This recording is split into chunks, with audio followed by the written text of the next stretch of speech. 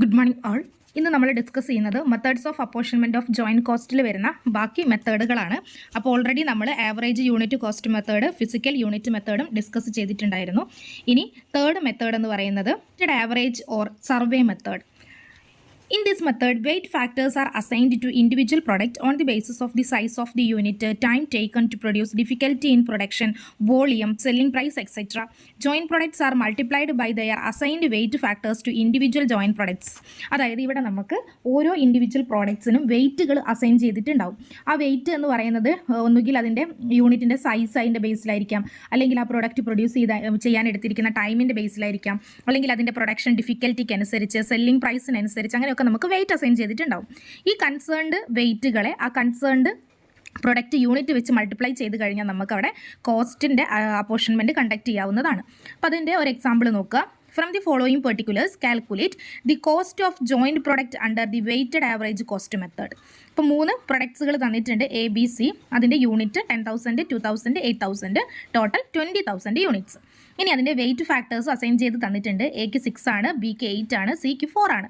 അപ്പോൾ ഈ വെയിറ്റുകൾ നമ്മൾ കണ്ടുപിടിക്കേണ്ട ആവശ്യമില്ല, അത് ഡയറക്റ്റ് നമുക്ക് ക്വസ്റ്റിൽ തന്നിട്ടുണ്ടായിരിക്കും. ഓക്കെ, ഇനി ഇതിൻ്റെ ജോയിൻറ്റ് കോസ്റ്റ് നോക്കുക. 32,400 ആണ് ഇതിൻ്റെ ജോയിൻറ്റ് കോസ്റ്റ്.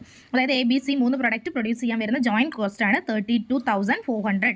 ഇനി അതിനെ നമ്മൾ എന്ത് ചെയ്യണം? അപ്പോർഷൻ ചെയ്യണം. അപ്പോർഷൻ ചെയ്യേണ്ടത് ഏത് യൂസ് ചെയ്തിട്ടാണ്? Weighted average or survey method.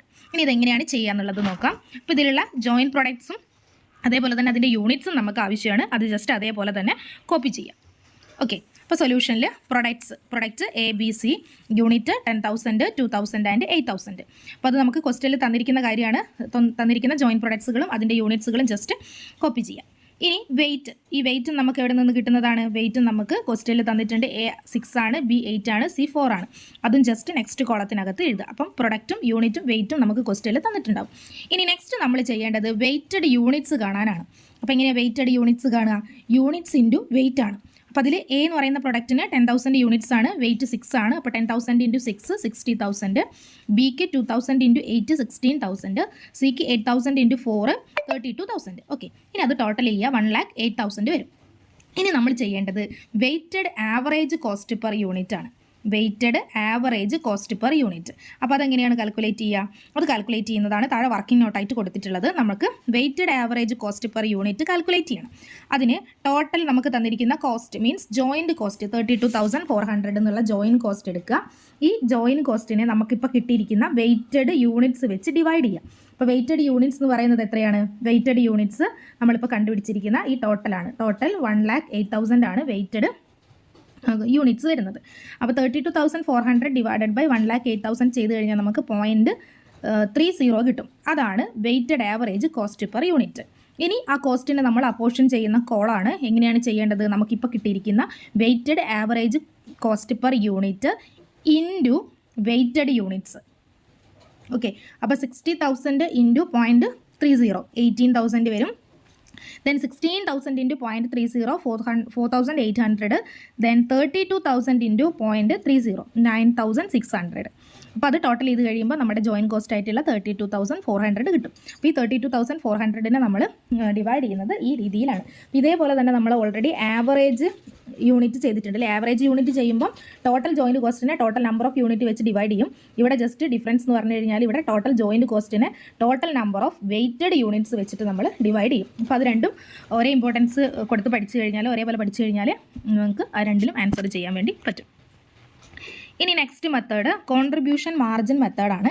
Under this method variable portion of the joint cost is apportioned on the basis of weight or quantity of each product and fixed portion of joint cost is apportioned on the basis of marginal contribution made by each product. അതായത് ഇവിടെ നമ്മൾ fixed cost എന്നും അതേപോലെ തന്നെ variable cost എന്നും divide ചെയ്യും. എന്നിട്ട് ഇതിൽ ജോയിൻറ്റ് കോസ്റ്റിനകത്തുള്ള വേരിയബിൾ പോർഷനെ നമ്മൾ അപ്പോർഷൻ ചെയ്യുന്നത് വെയിറ്റ് അല്ലെങ്കിൽ ക്വാണ്ടിറ്റി ഓഫ് ഈച്ച് പ്രൊഡക്റ്റിൻ്റെ ബേസിലാണ്. ഇനി ഫിക്സഡ് പോർഷൻ അപ്പോർഷൻ ചെയ്യുന്നത് on the basis of marginal contribution made by each product. ഓരോ പ്രൊഡക്റ്റും പ്രൊവൈഡ് ചെയ്തിരിക്കുന്ന മാർജിനൽ കോൺട്രിബ്യൂഷൻ്റെ ബേസിലാണ്. അപ്പോൾ കോൺട്രിബ്യൂഷൻ മാർജിൻ എന്ന് പറയുന്നത് എന്തിന് ഈക്വലാണ്? Selling price minus variable cost.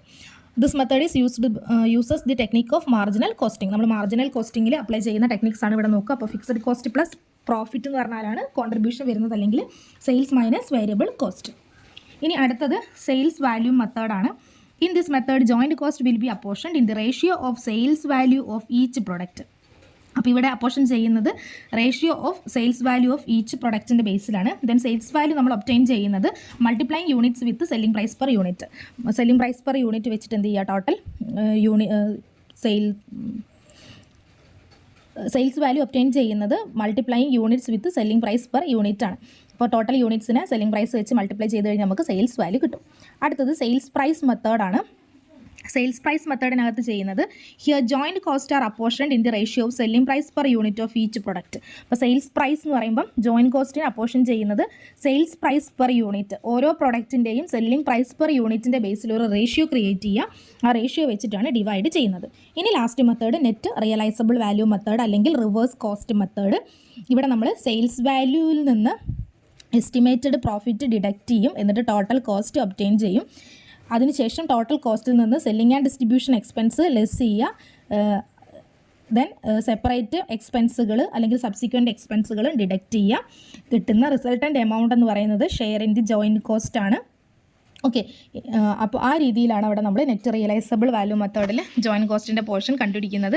അതിന് പ്രിസ്ക്രൈബ്ഡ് ഫോർമാറ്റും കാര്യങ്ങളൊക്കെ ഉണ്ട്. ആ ഫോർമാറ്റും വെച്ചിട്ട് എങ്ങനെയാണ് പ്രോബ്ലം സോൾവ് ചെയ്യുക എന്നുള്ളതൊന്ന് നോക്കുക. നമ്മൾ ഓൾറെഡി അത് ക്ലാസ്സിൽ പ്രോബ്ലം വർക്കൗട്ട് ചെയ്തതാണ്, അതുകൊണ്ട് വീണ്ടും ഡിസ്കസ് ചെയ്യുന്നില്ല. അപ്പോൾ ഈ 7 മെത്തേഡുകളാണ് ജോയിൻറ്റ് കോസ്റ്റിൻ്റെ അപ്പോർഷൻമെൻറ്റിന് വേണ്ടിയിട്ട് യൂസ് ചെയ്യുന്നത്. ഓക്കെ.